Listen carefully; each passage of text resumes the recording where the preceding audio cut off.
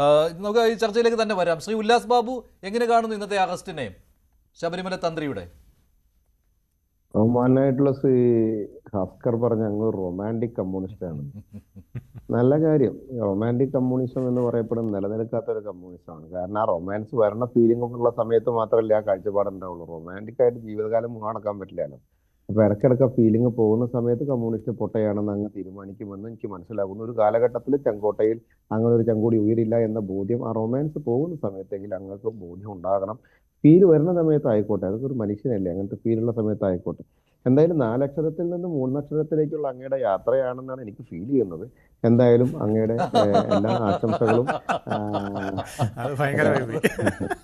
രണ്ടാമത്തെ കാര്യം, ശബരിമലയുമായി ബന്ധപ്പെട്ട് തന്ത്രിയാണെങ്കിലും മന്ത്രിയാണെങ്കിലും BJPയെ സംബന്ധിച്ചിടത്തോളം നിലപാട് വിശ്വാസികൾക്കാണ് ഇത് മുറിവേറ്റപ്പെട്ടിട്ടുള്ളത്. ആ വിശ്വാസികളുടെ മുറിവിനെ ആരാണോ മുറിച്ചത് ആ മുറിച്ചവർക്കെതിരെ നടപടി ഉണ്ടാകണം.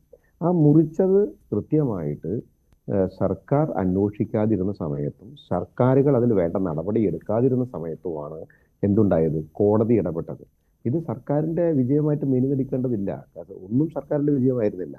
ശബരിമല ഇത്രയും കാലമായിട്ട് സംരക്ഷിത മേഖലയായി ഇരിക്കുന്ന സമയത്ത് അതിനകത്ത് ഒരുത്തൻ വന്ന് തോന്നിയങ്കാവ് പോലെ അഴിക്കലും കെട്ടലുമായിട്ട് നടന്നു കൊണ്ടുപോയത് മുഴുവൻ ഈ സർക്കാരിന്റെ കൺമുമ്പിലായിരുന്നു. സേനാപതി വേണുവിനോട് എനിക്ക് ഒരു കാര്യം പറയാനുള്ളത്, അങ്ങ് ഇതിന്റെ ഇടയിൽ പറയുന്നത് വാസു സാർ, അങ്ങ് അങ്ങനെ പറയരുത് സേനാപതി വേണു. കാരണം അങ്ങൊക്കെ എത്രയോ വലിയ ആളാണ്. അങ്ങ് ആരെയും കക്കാനും പിടിച്ചു പറിക്കാനും പോയിട്ടില്ലല്ലോ. ഒരു രാഷ്ട്രീയ പാർട്ടിയുടെ നേതാവുമല്ലേ. വാസുവിന്റെ ഇന്നത്തെ സ്റ്റൈൽ എന്താണ്, വാസുവിന്റെ ഇന്നത്തെ നിലവാരം എന്താണെന്ന് മനസ്സിലാക്കിക്കൊണ്ട് അങ്ങ് പെരുമാറുമെന്ന് വിചാരിക്കുന്നു. വാസു ആരാണ് പത്മകുമാർ, എന്താണ് Thiruvithamkoor Devaswom board? Political appointments ആണ്, പൊളിറ്റിക്കൽ തീരുമാനമാണ് എല്ലാം. ആ പൊളിറ്റിക്കൽ തീരുമാനത്തിന് കൃത്യമായിട്ടുള്ള അജണ്ട സെറ്റ് ചെയ്ത് അവിടെ കൃത്യമായ തീരുമാനങ്ങൾ എടുത്ത് ആ തീരുമാനങ്ങൾ നടപ്പിലാക്കുകയാണ് ചെയ്തത്. അവിടെ തന്ത്രി എന്ന് പറയപ്പെടുന്ന വ്യക്തിക്ക് എന്തെങ്കിലും വീഴ്ചകൾ സംഭവിച്ചിട്ടുണ്ടെങ്കിൽ ഇവരുടെ തീരുമാനത്തിനെ അദ്ദേഹം അറിഞ്ഞോ അറിയാതെ കൊണ്ടോ നിന്ന് കൊടുത്തിട്ടുണ്ട്, അല്ലെങ്കിൽ അതിൽ ഇടപെട്ടിട്ടില്ല എന്നുണ്ടെങ്കിൽ നിയമത്തിന്റെ വഴിക്ക് പോകട്ടെ. പക്ഷേ മന്ത്രിയെ രക്ഷിക്കാനാകരുത് തന്ത്രിയെ കുടുക്കുന്നത് എന്നുള്ളതാണ് ഞങ്ങളുടെ സ്റ്റാൻഡ്. മന്ത്രിയെ രക്ഷിക്കാനാകരുത് തന്ത്രിയെ കുടുക്കുന്നത് എന്ന് നമ്മൾ കൃത്യമായി പറയുന്നു. തന്ത്രിയെ കുടുക്കുന്നത് എന്നാണോ താങ്കൾ പറയുന്നത്? തന്ത്രിയെ കുടുക്കുന്നു എന്ന വാക്ക് ഉപയോഗിച്ചുകൊണ്ടാണ് കുടുക്കലാണോ അത്? മന്ത്രിയെ രക്ഷിക്കാനാകരുത് എന്ന് പറഞ്ഞാൽ ഇങ്ങനെ പറയാം. ഇനി നിയമത്തിന്റെ വഴിക്ക് പോകട്ടെ. ഞാൻ RV ബാബുവിന്റെ ഫേസ്ബുക്ക് പോസ്റ്റ് കണ്ടിരുന്നു. അദ്ദേഹം പറഞ്ഞു, ഉപ്പ് തിന്നവൻ വെള്ളം കുടിക്കട്ടെ. അതാരാണെങ്കിലും കൃത്യമായിട്ട് തന്നെ അന്വേഷണം നടക്കട്ടെ. പക്ഷെ ഒരു കാര്യം മനസ്സിലാക്കണം, തന്ത്രിയെ അറസ്റ്റ് ചെയ്യുന്ന സമയത്ത് ഇതിനു മുൻപ് ഇവർ കൊടുത്ത അഡ്മിനിസ്ട്രേറ്റീവ് ഓഫീസറായിട്ടുള്ള സുധീഷ് കുമാർ കൊടുത്ത റിപ്പോർട്ടുകളിലോ അതിനു മുൻപ് ഇവരാരെങ്കിലും കൊടുത്ത മൊഴികളിലൊന്നും തന്ത്രിക്ക് ഇങ്ങനൊരു പങ്കാളിത്തമുണ്ടെന്നോ ഇങ്ങനൊരു സംശയാസ്പദമായ കാര്യങ്ങളുണ്ടോ ഒന്നും വന്നിട്ടില്ല എന്നുള്ളത് പൊതുമണ്ഡലത്തിൽ നമുക്ക് എല്ലാവർക്കും അറിയുന്ന കാര്യമാണ്. പിന്നെ ഇങ്ങനൊരു തിടുക്കമായിട്ടുള്ള തീരുമാനം എടുക്കുന്ന സമയത്ത് ഇവർ എന്തിനാണ് തീരുമാനമെടുത്തത് കോടതിയിൽ സ്വാഭാവികമായിട്ട് അവർ പറയുമ്പോൾ, പക്ഷെ കോടതിയുടെ മേൽനോട്ടമുണ്ട് ശ്രീ ഉല്ലാസ് ബാബു. കോടതിയുടെ മേൽനോട്ടം അവിടെ അപ്പോൾ സർക്കാരിന്റെ ഇടപെടൽ സാധ്യമാണോ ഇല്ലയോ? ഇതാണ് CPM-ന്റെ ഒരു അവകാശവാദം. അതാണല്ലോ, അവിടെ കോടതി നേരിട്ടാണ് അന്വേഷണം നടത്തുന്നത്. അല്ല, CPM-ന്റെ അവകാശവാദമൊക്കെ നമുക്ക് നല്ല ബോധ്യമുള്ള കാര്യമല്ലേ. CPM-ന്റെ അവകാശവാദം എന്തായിരുന്നു? പത്മകുമാറും വാസുവും ഇതൊക്കെ ചെയ്ത സമയത്ത് CPM പറഞ്ഞത് ഞങ്ങൾക്കറിയില്ല, അത് ഉദ്യോഗസ്ഥന്മാർ ചെയ്തതെന്നല്ല അവരാദ്യം പറഞ്ഞത്. പിന്നെ ഒരു രണ്ടാമതെടുത്തൊരു ടേക്ക് എന്താ, അത് വേറെ രാഷ്ട്രീയ പാർട്ടിയുടെ നേതൃത്വത്തിലുള്ള സംഘടനയിൽപ്പെട്ട ആളുകൾ ചെയ്തൊരു സൂത്രപ്പണിയാണെന്നല്ല ഇവർ. അതാണ് ഞാൻ പറഞ്ഞത്. ഉദ്യോഗസ്ഥരുടെ ഈ പറയുന്ന അന്വേഷണ ഉദ്യോഗസ്ഥരുടെ മേൽ ഇടപെടൽ സർക്കാർ നടത്താൻ പറ്റാത്ത സ്ഥിതിയാണ്. അങ്ങനെ താങ്കൾക്ക് തോന്നുന്നുണ്ടോ ഇല്ലയോ? അതാണ് ഞാൻ പറഞ്ഞത്. മഞ്ജുഷ, ഇപ്പൊ ഞാനൊരു കാര്യം ചോദിച്ചോട്ടെ. കോടതിയുടെ മേൽനോട്ടമുണ്ട് എന്നുള്ള യാഥാർത്ഥ്യവും കോടതി തന്നെയാണ് ഇത് കണ്ടെത്തിയത് എന്നുള്ളത് സത്യവും നമുക്ക് എല്ലാവർക്കും അറിയാം. പക്ഷേ ഇടതുപക്ഷ രാഷ്ട്രീയ സർക്കാർ അതിനകത്ത് പൊളിറ്റിക്കൽ തീരുമാനങ്ങൾ എടുക്കുന്നില്ല എന്ന് ഞാൻ വിശ്വസിക്കുന്നില്ല. കാരണം കടകംപള്ളി സുരേന്ദ്രൻ അടക്കമുള്ള ഇതിനു മുൻപുള്ള മന്ത്രിമാരടക്കമുള്ള ആളുകളോട് കൃത്യമായിട്ട് ചോദിക്കേണ്ട കാര്യങ്ങൾ ചോദിച്ചിട്ടില്ല എന്ന് വിശ്വസിക്കുന്ന ഒരാളാണ്. സ്വാഭാവികമായിട്ട് തന്നെ അവരെ സംരക്ഷിക്കുന്ന നിലപാടുകൾ എടുക്കുന്നു എന്ന് വിശ്വസിക്കുന്ന ഒരാളാണ് ഞാൻ. ഒപ്പം തന്നെ പത്മകുമാറിനോട് ഇപ്പോഴും ഇവര് കാണിക്കുന്ന സമീപനം എന്താണ്, വാസുവിനോട് ഇവരെ കാണിക്കുന്ന സമീപനം എന്താണ്?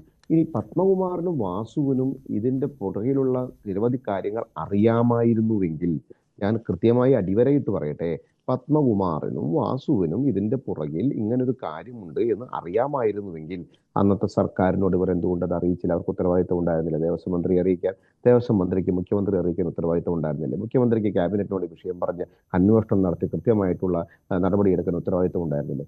9-10 കൊല്ലമായിട്ട് ഈ കാര്യങ്ങളൊന്നും ഇവർക്ക് മനസ്സിലായില്ല എന്നാൽ ഇവർ അത് അറിഞ്ഞിട്ട് മിണ്ടാതെ അതിലടച്ചിരുന്ന് കരഞ്ഞു എന്നാണോ നമ്മൾ ഉദ്ദേശിക്കേണ്ടത്? പത്മകുമാറും വാസുവും അപ്പോൾ ദേവസ്വം മന്ത്രിയോട് പറയേണ്ട ഉത്തരവാദിത്തപ്പെട്ട ആളുകൾ ദേവസ്വം വിജിലൻസിനെ വെച്ച് അന്വേഷിക്കേണ്ട കാര്യങ്ങൾ, വിജിലൻസിന്റെ കയ്യിൽ കിട്ടാത്ത കാര്യങ്ങൾ, അല്ലെങ്കിൽ അതിന്റെ അപ്പുറത്തേക്കുള്ള അന്വേഷണ ഏജൻസിക്ക് കൊടുക്കേണ്ട കാര്യങ്ങൾ, സർക്കാരിനെ അറിയിക്കേണ്ട കാര്യങ്ങൾ, ഒംബുഡ്സ്മാനെ അറിയിക്കേണ്ട കാര്യങ്ങൾ, കോടതി അറിയിക്കേണ്ട കാര്യങ്ങൾ, ഈ കാര്യങ്ങളൊന്നും ചെയ്യാത്ത മഹാന്മാരാണല്ലോ വാസുവും പത്മകുമാറും അടക്കമുള്ള ആളുകൾ. അപ്പോൾ സ്വാഭാവികമായിട്ട് രാഷ്ട്രീയ അപ്പോയിന്റ്മെന്റുകളിൽ കൃത്യമായിട്ട് രാഷ്ട്രീയ ഇടപെടലുകളും ഉണ്ടായിട്ടുണ്ട് എന്നുള്ള ബോധ്യം നമുക്കുണ്ടാകണം.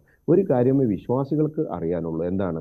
ശബരിമല എന്ന് പറയപ്പെടുന്ന ആ ക്ഷേത്രത്തിനകത്ത് വിശ്വാസികൾ പോകുന്നത് അയ്യപ്പനെ കാണാനാണ്. വാസുവിന്റെ വേഷം കെട്ട് കാണാനല്ല, പത്മകുമാറിന്റെ വേഷം കെട്ട് കാണാനല്ല, പോറ്റിയുടെ കള്ളത്തരം കാണാനല്ല.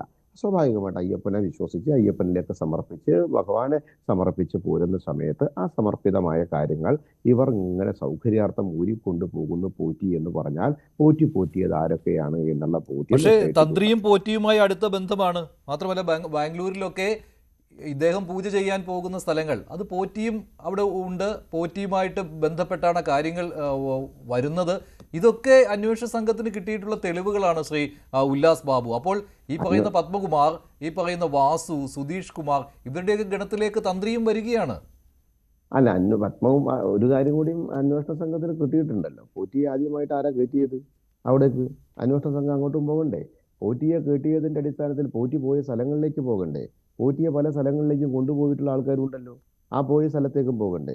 അങ്ങനെയാണെങ്കിൽ ഡൽഹിയിലേക്കും പോകണ്ടേ? ഡൽഹിയിലേക്ക് കൊണ്ടുപോയ MP-യിലേക്കും പോകണ്ടേ? MP-യെ പരിചയപ്പെടുത്തി കൊടുത്ത ഇന്ന് അദ്ദേഹം ഇല്ല എങ്കിലും ആ ബന്ധം എന്തായിരുന്നു എന്ന് അറിയണ്ടേ? സ്വാഭാവികമായിട്ട് ആ സമയത്ത് ഒരു കേരളത്തിന്റെ മന്ത്രിയായിരുന്ന ഇന്നത്തെ MP-യിലേക്കും പോകണ്ടേ? അവർ എന്തിനെ ഡൽഹിയിൽ കൊണ്ടുപോയി പരിചയപ്പെടുത്തി കൊടുത്തു? 1080 നോക്കണ്ടേ?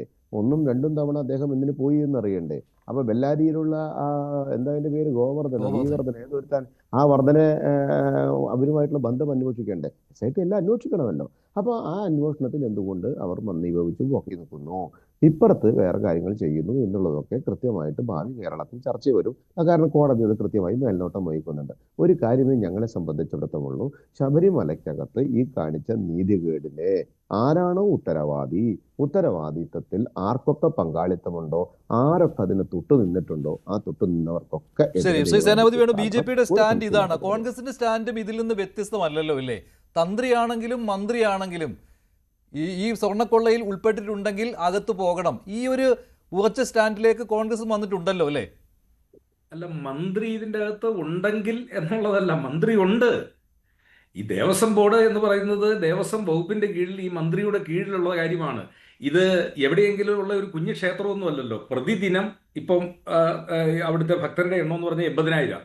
1,00,000 ഭക്തന്മാർ പ്രതിദിനം സന്ദർശിക്കുന്ന, ഒരുപക്ഷെ കേരളത്തിലെ ജനസംഖ്യയുടെ എത്രയും ആളുകൾ ഒരു വർഷം കൊണ്ട് എല്ലാ സമയത്തുമായിട്ട് വിഷുവിളക്ക് മറ്റേ മകരവിളക്ക് എല്ലാമായിട്ട് സന്ദർശിക്കുന്ന, ദർശനം നടത്തുന്ന ഒരു ക്ഷേത്രത്തിന്റെ ഒരു അഡ്മിനിസ്ട്രേറ്റീവ് കാര്യം ദേവസ്വം ബോർഡിന്റെ മന്ത്രി അറിഞ്ഞിട്ടില്ല എന്ന്.